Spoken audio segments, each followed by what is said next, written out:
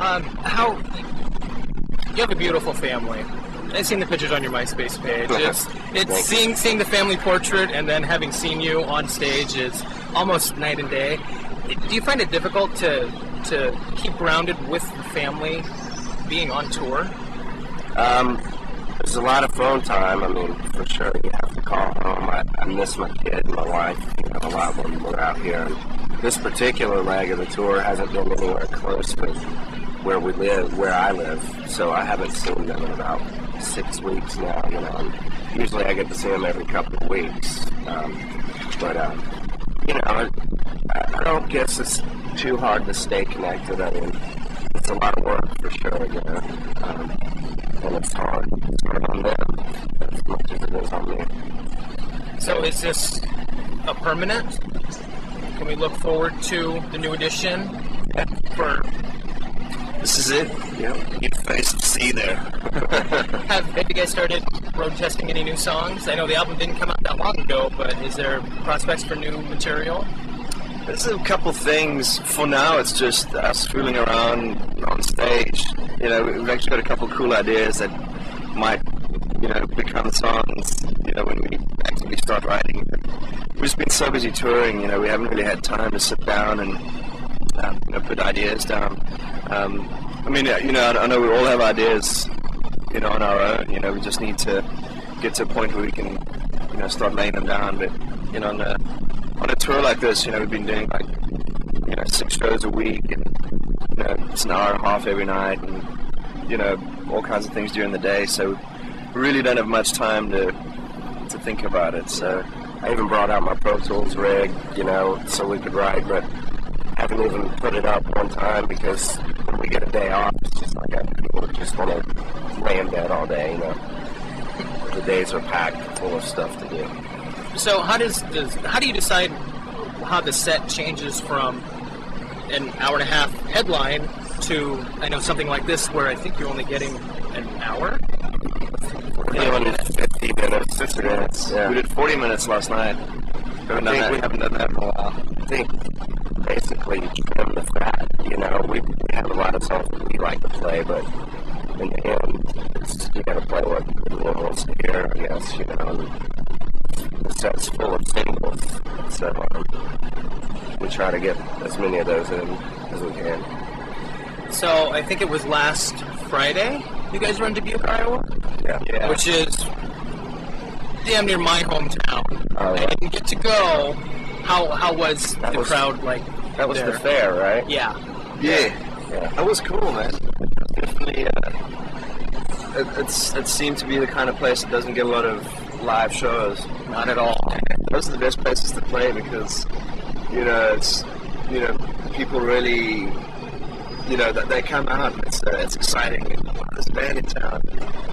Let's go watch the band because we don't know when they're going to be back. So, everyone comes out and they really have a good time and really appreciate the music. So that's cool, man. Those are my favorite sort of markets to play, where people really get into it. Do you have any good family value stories? A lot of them, but I can't tell them. Fair enough. Any playing something like that? How does that differ from the regular tour? Well, and in regular, I mean not the amphitheater. Right. Well, Family Values was cool because I'd actually never done a tour like that. I never did the Warped Tour, the Ozfest, or anything like that. And Family Values was cool because there's so many bands and you all become friends and like you're on the road for 8 weeks or whatever it was. And it's like a big family.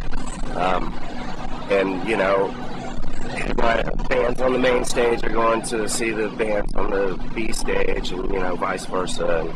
And it's really pretty cool. You'd walk off the bus and Korn is playing Guitar Hero. They got a TV in their bay, and they're playing Guitar Hero. Korn, it was fun.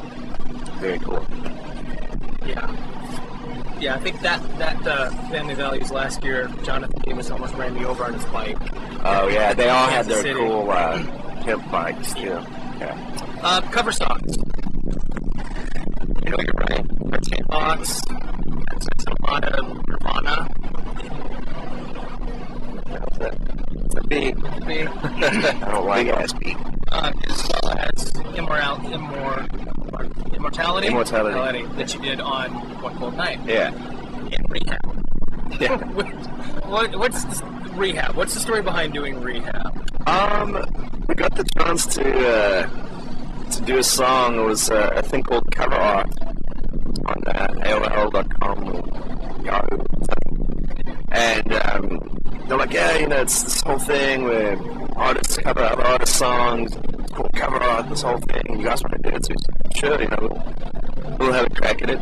And then they gave us a list of songs that we could choose from. It was like Pussycat Dolls and like Justin Timberlake, Nelly Furtado, like this really, really crappy music. Like, oh man. And the one was Rehab by Amy Winehouse. So yeah, and we thought it'd be kind of funny with Sean's whole thing. We're like, well, it'll be kind of tongue-in-cheek, and we'll just do the whole thing. And it actually turned out to be quite a cool rock song. Once we sort of put the Seether stamp on it, that swing beat kind of, it kind of works, and we spiced it up a little bit, made it a little heavier, and it was cool. It was fun to play.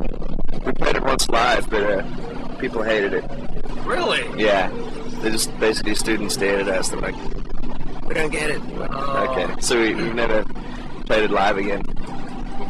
So, last question. For someone who has never seen you before, when you guys hit the final chord and walk off the stage, how do you want them to feel? Hopefully satisfied. The worst thing, or the biggest fear is that you get on stage and people are like, oh, that sucked. That was $20 well spent. Hopefully they feel, they got their money's worth.